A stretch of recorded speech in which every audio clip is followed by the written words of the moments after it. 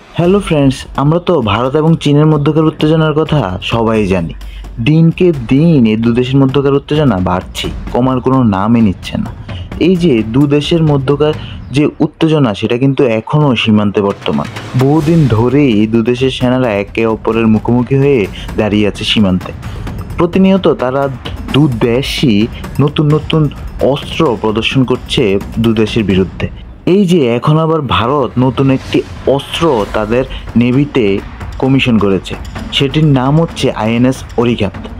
এই আইএনএস অরিঘাত হচ্ছে একটি nuclear powered ballistic missile submarine. এটি মূলত ভারত ব্যবহার করবে শত্রু দেশের উপর ভয়ঙ্কর মিসাইল অ্যাটাক করার জন্য। এটি ভারতের দ্বিতীয় নিউক্লিয়ার ব্যালিস্টিক সাবমেরিন। ভারতের এই সাবমেরিনটি 12টি K-15 SLBM বহন করতে সক্ষম।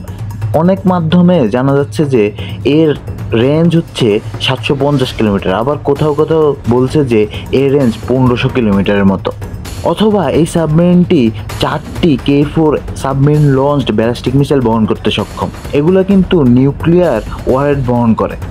তাহলে বুঝতেই পারছেন এই সাবমেরিনটি কতটা শক্তিশালী হবে ভারতের জন্য। ভারত তো দাবি করছে যে আইএনএস অরিহান্তের চেয়েও এই আইএনএস অরিঘাত সাবমেরিনটি অনেক অনেক বেশি আধুনিক এবং শক্তিশালী।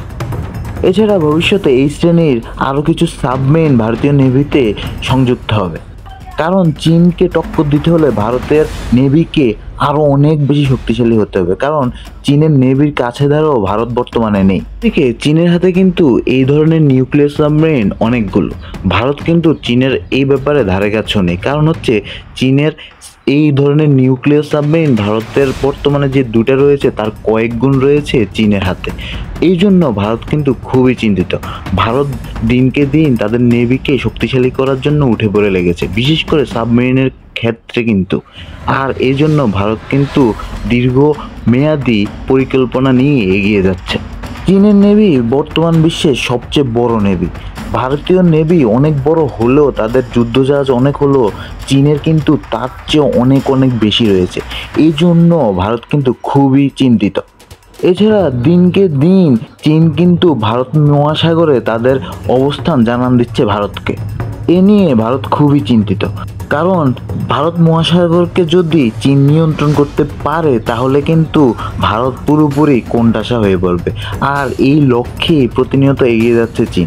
চীন ভারতের আশেপাশের যেসব দেশ রয়েছে সেসব দেশের সাথে মিত্রতা স্থাপন করে তাদের সঙ্গে দৃঢ় বন্ধনে আবদ্ধ হয়ে ভারতকে বিভিন্নভাবে চাপে ফেলার চেষ্টা করছে। মূলত ভারত এবং চীনের মধ্যে যে স্নায়ুযুদ্ধ চলছে তা আমরা দু দেশের কর্মকাণ্ডের মধ্যেই দেখতে পাই। কারণ এই দু দেশের বিরুদ্ধে এত গভীরভাবে ষড়যন্ত্রে লিপ্ত তা আমরা বলে বোঝাতে পারবো না। দু দেশের বিরুদ্ধে নানা ধরনের কর্মকাণ্ড করে যাচ্ছে।